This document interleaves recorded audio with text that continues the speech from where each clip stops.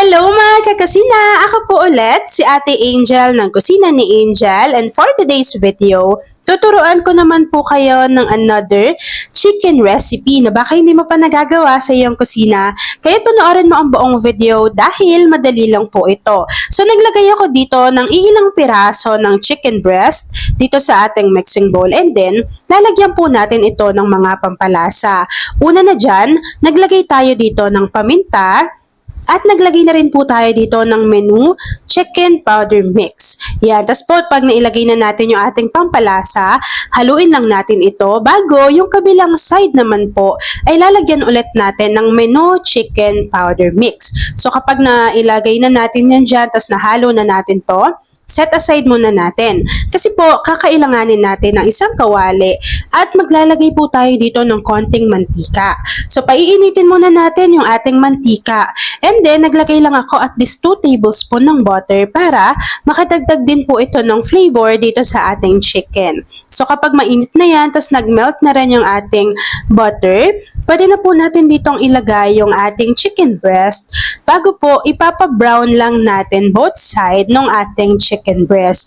So ganito lang yung gagawin natin para meron din siyang instant color. Tapos medyo mas magiging flavorful siya kasi medyo na-fry natin or napa-brown natin yung ating chicken breast. So habang nilalagay natin yan dyan mga kakusina at hinihintay po natin ito na mag-brown, please don't forget to like and follow yung ating Facebook page, Kusina ni Angel. Kung meron din po kayong Instagram, paki-follow na rin po ako doon, Kusina ni Angel. And kung gusto nyo rin pong matuto pa ng iba pang mga recipes or gusto mo rin mag-share ng mga niluluto mo everyday, pwede kang sumali sa ating Facebook group. Andyan lang po yan sa ating Facebook page. At ayan na nga mga kakusina, kapag ganito na po yung itsura ng ating chicken breast, pwede na po natin muna itong iset aside. Tapos po, dito sa isang kawali, maggisa na po tayo or mag-start na tayo ng ating pagluluto. So una po, meron ako dito hiniwa ng maliliit na garlic. Ito po yung isang buong ulo ng garlic. So hiniwa ko lang yan. Tapos po, iginisa ko lang siya dito sa kawali na pinagpirtuhan din natin ng chicken kanina. So naglagay lang ako ng konti pang butter para magkaroon ulit siya ng pagigisahan natin dyan. Tapos po noon, naglagay na rin tayo dito ng paminta, asin. Tapos po, hinalo-halo lang natin to para mag-golden brown pa yung ating garlic. And then after po nun, naglagay na po tayo dito ng Menu Magic breading mix. So at least mga 3 tablespoon po. Ito po yung gagamitin natin para medyo kumapal pa po yung consistency ng gagawin nating sauce. And breading mix na rin po yung ginamit natin kasi po malasa na siya yung ating Menu Magic breading mix. So after po nun, lulutuin lang natin to sa pinakamahinang apoy para po maiwasan na masunog yung ating breading mix. Ayaw natin yon kasi magiging mapait po yung kalalabasan ng ating sauce. So kapag naluto na po natin sa mahinang apoy yung ating breading mix, maglagay lang po tayo dito paunti-unti ng water. And then hahaluin din po natin to para medyo kumapal na nga po yung consistency. And then maglalagay na po tayo dito ng 1 can or 370 ml ng all-purpose cream.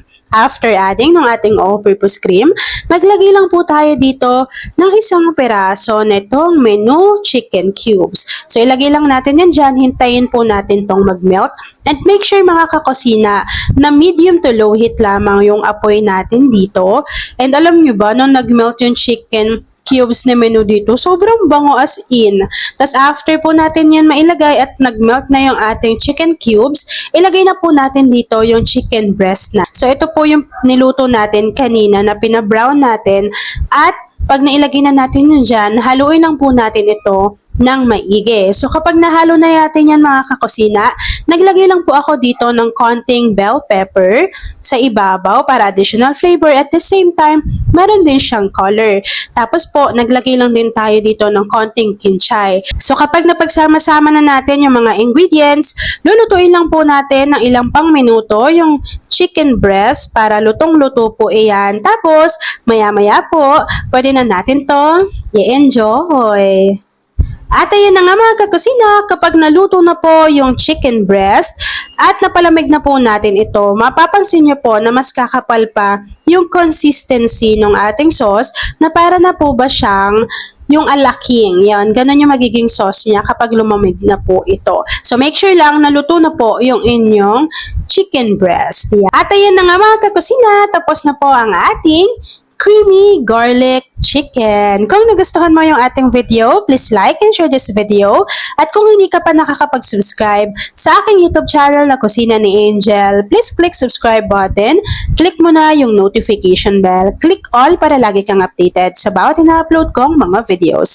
And yes mga kakusina, kung isa ka din pala sa chicken lover, say hi Angel sa ating comment box section. Yun lang mga kakasina. Thanks for watching and enjoy this video.